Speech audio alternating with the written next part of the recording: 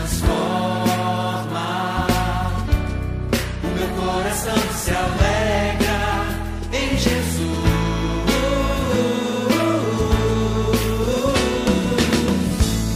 Quando entro em tua presença, em louvor e adoração,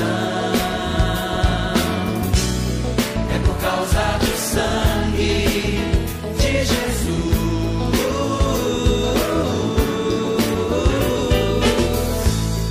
Minha vida se renova, meu semblante se transforma, o meu coração se alegra em Jesus.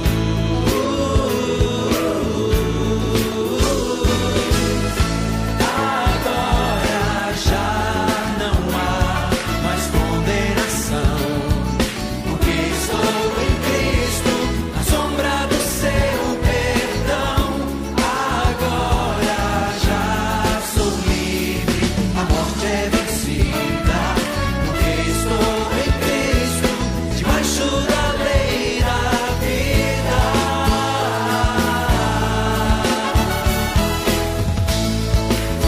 Aleluia! Quando entro em tua presença, Quando entro em tua presença, em louvor e adoração, é por causa do sangue de Jesus. minha vida se renova, Minha vida se renova, meu semblante se transforma,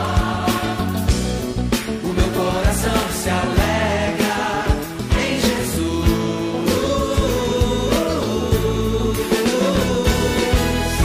Agora já não há mais condenação, porque estou em Cristo, na sombra do seu perdão. Agora já sou livre, a morte é vencida, porque estou em Cristo, debaixo da lei da vida. Agora já não há mais condenação, porque estou em Cristo, na sombra do seu perdão. Agora já sou livre, a morte é vencida, porque estou em Cristo, debaixo da lei da vida.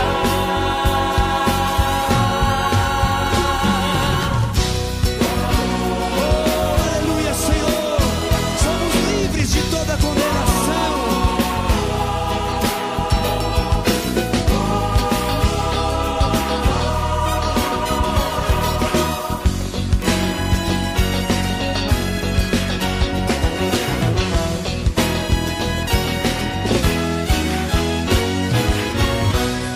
Agora já não há mais condenação, porque estou em Cristo, na sombra do seu perdão. Agora já sou livre, a morte é vencida, porque estou em Cristo, debaixo da lei da vida. Agora já não há mais condenação, porque estou em Cristo, na sombra do seu perdão. Agora já sou livre, a morte é vencida, porque estou em Cristo, debaixo da lei da vida.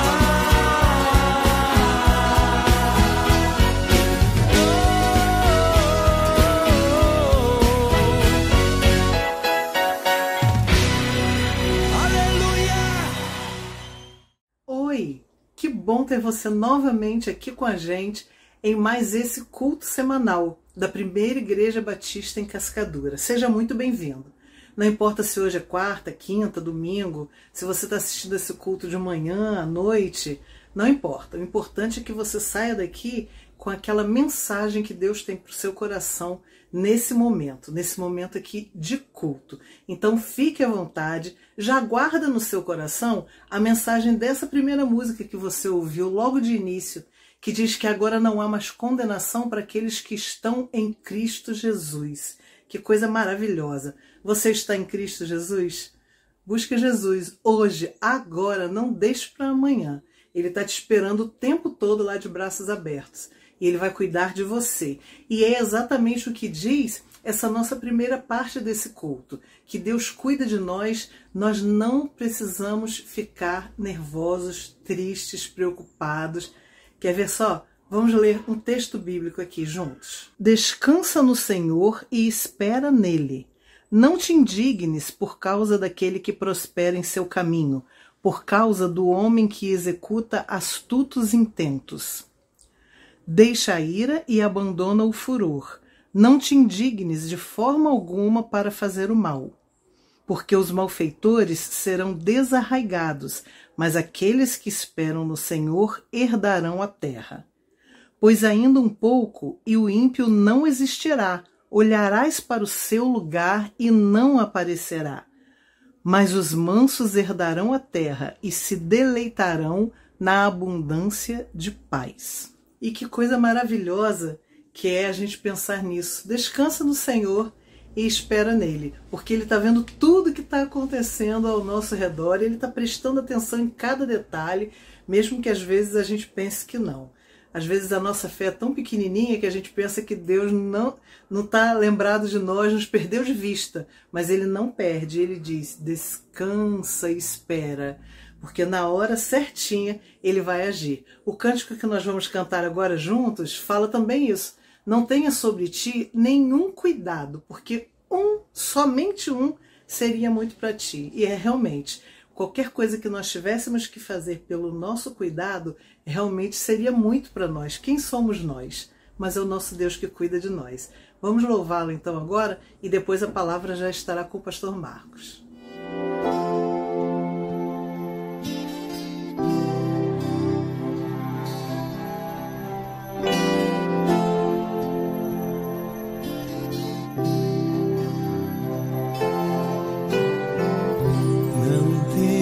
Sobre ti um só cuidado, qualquer que seja,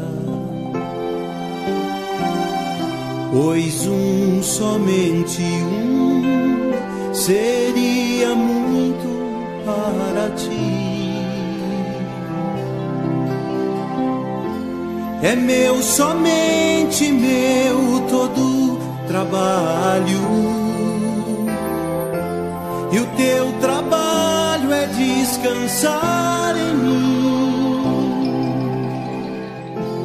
É meu, somente meu, todo trabalho. E o teu trabalho é descansar em mim.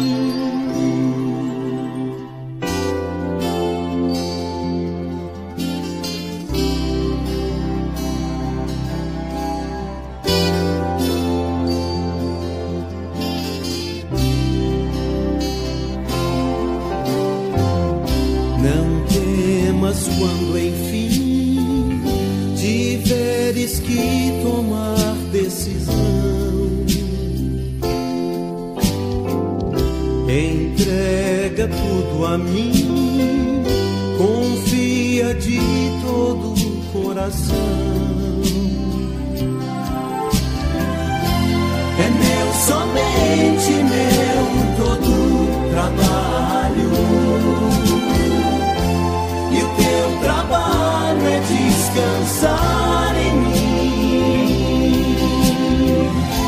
É meu, somente meu, todo trabalho. E o teu trabalho é descansar em mim.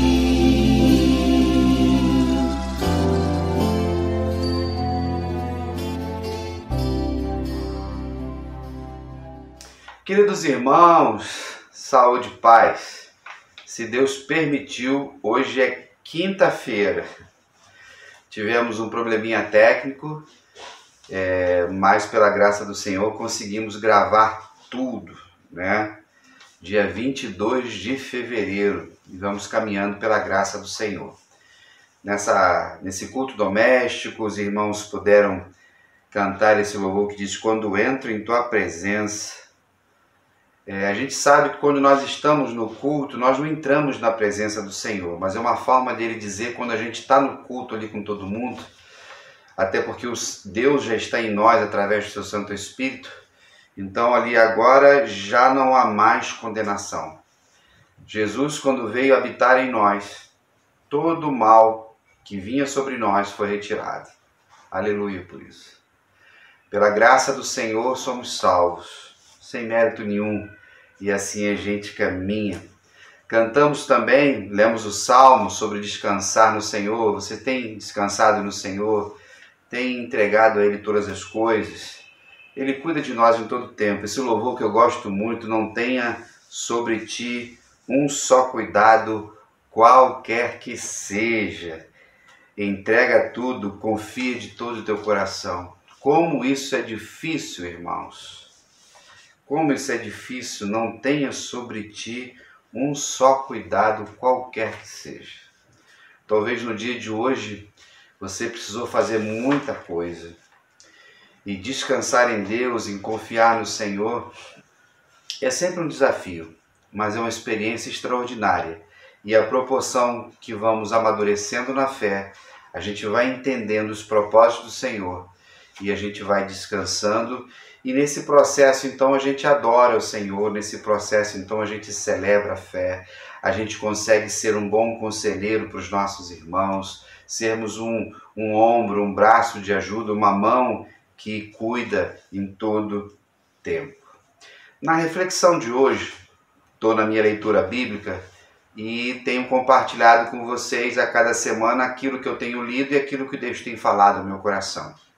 Já cheguei no primeiro livro de Reis, e é o momento ali no capítulo 2 em que Davi já está no final de sua vida, ele está morrendo, ainda tem algumas dificuldades com Adonias, né? Lembra, Absalão deu problema querendo o reino, depois no final Adonias também quis, mas existia uma promessa acerca de Salomão. Mas até chegar na sucessão ali com Salomão, tem algumas lutas. Mas quando a gente vai no capítulo 2 de 1 Reis, né, primeiro livro de Reis, sobre as instruções que Davi vai dar, diz assim: aproximando-se os dias da morte de Davi, deu ele ordens a Salomão, seu filho, dizendo: eu vou pelo caminho de todos os mortais. Coragem! Pois e sê homem, guarda os preceitos do Senhor teu Deus, para andares nos seus caminhos, para guardares os seus estatutos e os seus mandamentos, e os seus juízos e os seus testemunhos, como está escrito na lei de Moisés, para que prosperes em tudo quanto fizeres, e por onde quer que tu fores, para que o Senhor confirme a palavra que falou de mim, dizendo: se teus filhos guardarem o seu caminho, por onde andarem perante a minha face fielmente, e de todo o coração, e de toda a sua alma, nunca faltará sucessor ao trono de Israel. Queridos irmãos, quando a gente lê esse texto aqui, a gente vê que a vida de Davi ela é sempre um referencial para todos nós. Vocês estão cansados de me ouvir falar, e a Bíblia diz sobre ele ser um homem segundo o coração de Deus, ter sido o maior rei do povo de Israel, e até os dias de hoje, no povo israelense, o rei Davi é lembrado diante daquilo que ele viveu. Foram 40 anos, irmãos, como rei. Imagine uma carreira de 40 anos. Talvez você que esteja me ouvindo agora seja uma pessoa mais experiente, já esteja na terceira idade. Davi vai morrer com 70 anos. Então ele assume o trono de Israel com muitas lutas aos 30 anos de idade.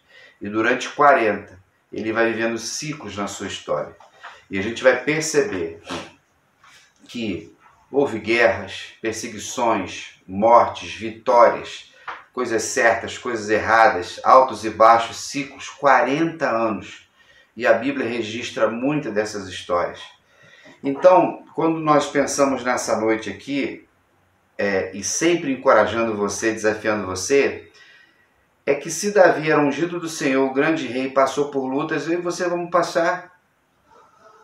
E o que ele diz aqui para Salomão, né, quando estava aproximando? Eu vou pelo caminho de todos os mortais.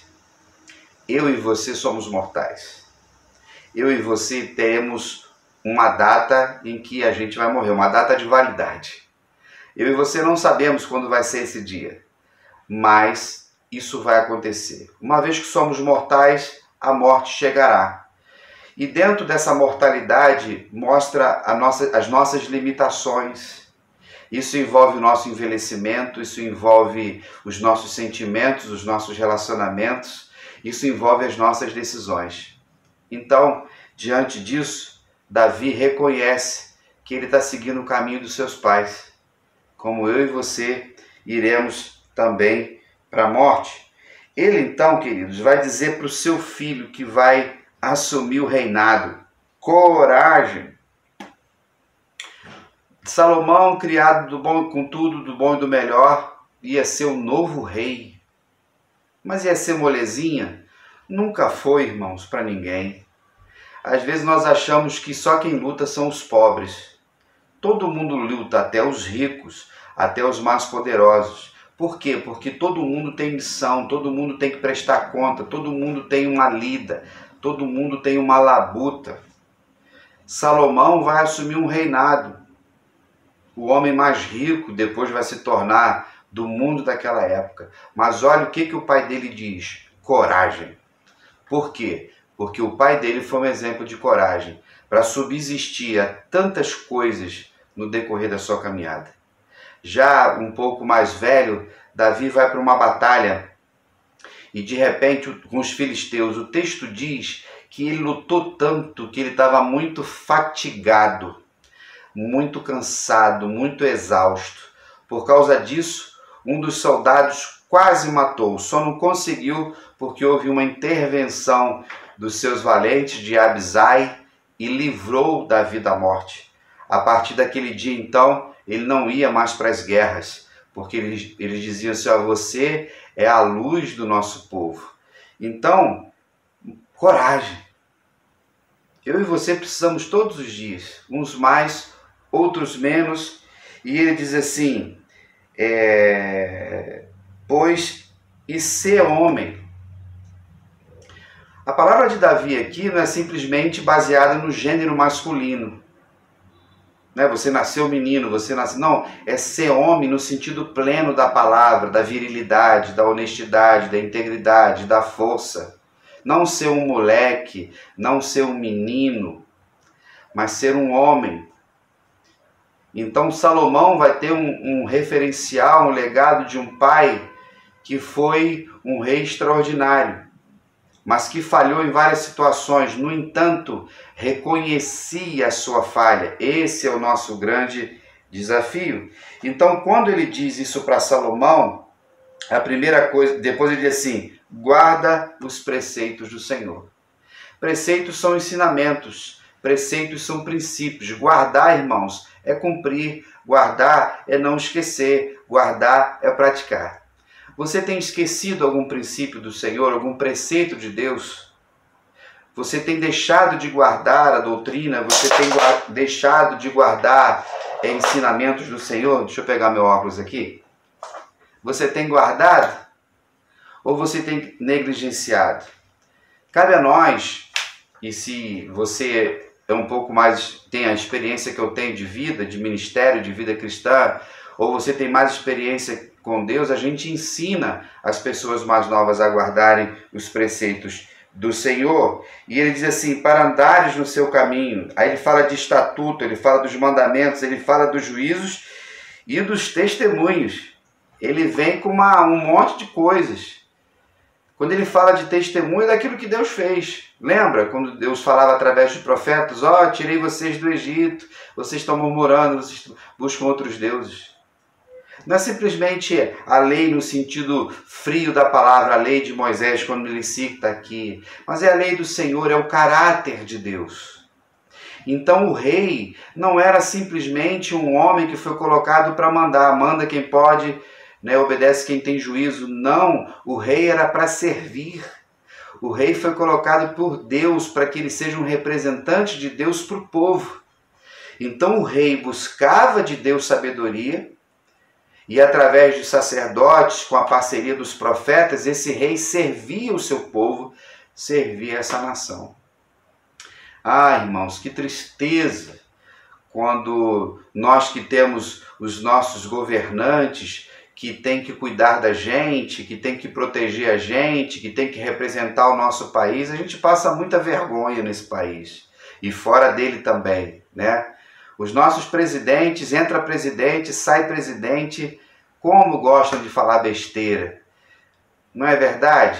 Se mete na guerra dos outros, fala que não deveria falar, não sabe administrar, não entende que a presidência da República em todo lugar é um chefe de Estado.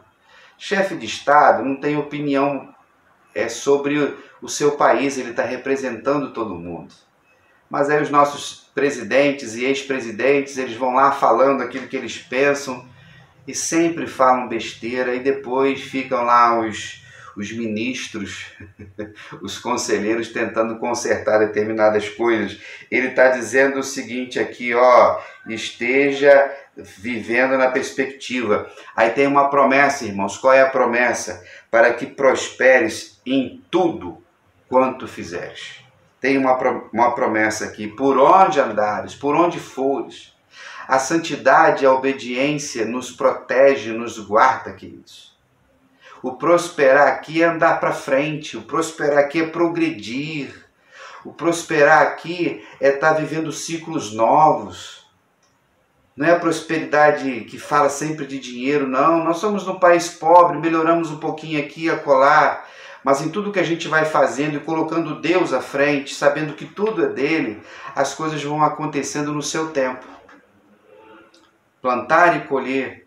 Então, quando Davi fala para Salomão isso, ele dá essa ordem, essa orientação para que ele fosse fiel. Ele diz assim, para que o Senhor confirme a palavra que ele me deu. Irmãos, as gerações futuras confirmam aquilo que as gerações fizeram. Eu crio os meus filhos e vocês conhecem os meus filhos, nós estamos em Cascadura já no 8º ano. Eu tenho ensinado os meus filhos, educado os meus filhos, treinado os meus filhos, preparado os meus filhos para que eles possam confirmar na geração deles aquilo que Deus fez na minha vida, na vida de Rosana, aquilo que nós temos feito nesse tempo também junto com eles. No dia de hoje, queridos, recebi a notícia agora no grupo da minha família que 3 jovens lá em Nova Iguaçu foram assassinados num bairro chamado Ponto Chique. 3 jovens, acho que eles foram queimados dentro do carro. E ali parecia que tinha 1 ou 2 que faziam alguma coisa e o outro estava andando junto. Foram todos criados na igreja. Lá, de famílias. Neto de uma amiga minha de infância. Famílias interligadas, primos. Aí eles estavam vendo um lamento, porque todo mundo viu nascer, menino já aí de quase 30 anos, morrendo desse jeito. Sabe por quê? Não confirmou aquilo que aprendeu com seus pais, aquilo que não aprendeu na igreja, e aí foram trilhando por caminhos, um era agiota, o outro fazia não sei o quê, envolvia com isso, envolvia com milícia. Em algum momento, irmãos, vai haver uma cobrança quando pessoas vivem na prática do mal. O que Davi dizia a Salomão é: fique na palavra, guarde, ande, porque tem uma promessa que diz assim, se teus filhos guardarem. É uma condicional, irmãos. Então, todos nós, se realmente somos do Senhor, se realmente andamos na vontade do Senhor, as promessas do Senhor se cumprirão em nós. Todo santo dia nos ciclos da nossa vida. E aí, se viverem na minha face fielmente, de todo o coração e de toda a sua alma, ele diz aqui, nunca te faltará sucessor ao trono de Israel. Mas nós tivemos pessoas, reis da linhagem de Israel, de Davi, que falharam. E aí, se deixou de cumprir, tem custo, a desobediência tem custo. Deus não passa a mão na cabeça de ninguém, querido irmão, querida irmã. Se você tem esse costume de ficar passando a mão na cabeça dos outros que erram e que pecam, dos seus filhos, netos, irmãos, está errado. Ou de lideranças, de governantes, por causa das suas preferências, está errado. Nós temos que buscar o equilíbrio nas coisas de Deus. Lógico, a gente sempre corrige com amor. O grande exemplo é Davi. Deus passou a mão na cabeça de Davi quando praticou adultério com Betseba? Negativo. O filho daquele pecado, ele morre, para ensinar a Davi quem é Deus. Então, quando nós entendemos o propósito maior de Deus, é diante daquilo que Ele quer que nós façamos. Davi cumpriu a sua missão. Davi foi um homem que representou Deus. É interessante, para a gente finalizar aqui a nossa reflexão, depois de você ler, que no restante do capítulo 12 ele dá algumas orientações sobre 3 pessoas. A primeira foi Joabe. Joabe foi comandante do exército de Davi. Porém, irmãos, ele era um homem muito vingativo. E o momento que Davi conseguiu unificar, existia um homem chamado Abner, que também era um comandante. E tinha um irmão chamado Amasa. Todos eles eram de guerra. Em determinado momento, na guerra, um parente de Joabe morre. O que Joabe vai fazer? O irmão de Joabe vai ser morto. Mas eles estavam em guerra. No entanto, por quê? Porque Joabe, ele servia a Saul. Lembra daquela encrenca toda de Saul com Davi? E tiveram outros. O que acontece? Joabe, então, vai num tempo de paz. A guerra tinha acabado. Ele, então, mata Abner e também Amasa, que eram 2 irmãos. E era derramar sangue inocente. E Davi falou para ele assim, cuide para que Abner possa pagar aquilo que ele fez. Ter matado Abner e Amasa, se vingando por causa de questões de guerra. Entenderam a ética? Interessante. Um outro nome que vai aparecer é Barzilai. Barzilai diz assim, tenha benevolência com Barzilai. Permita que ele coma a sua mesa. Aquelas pessoas que comiam a mesa do rei, irmãos, eram pessoas chegadas ao poder, eram amigos do rei, era comer literalmente e estar próximo do rei. Não é assim? Nós não gostamos de estar próximo das pessoas? Como é bom quando a gente tem contatos com pessoas importantes?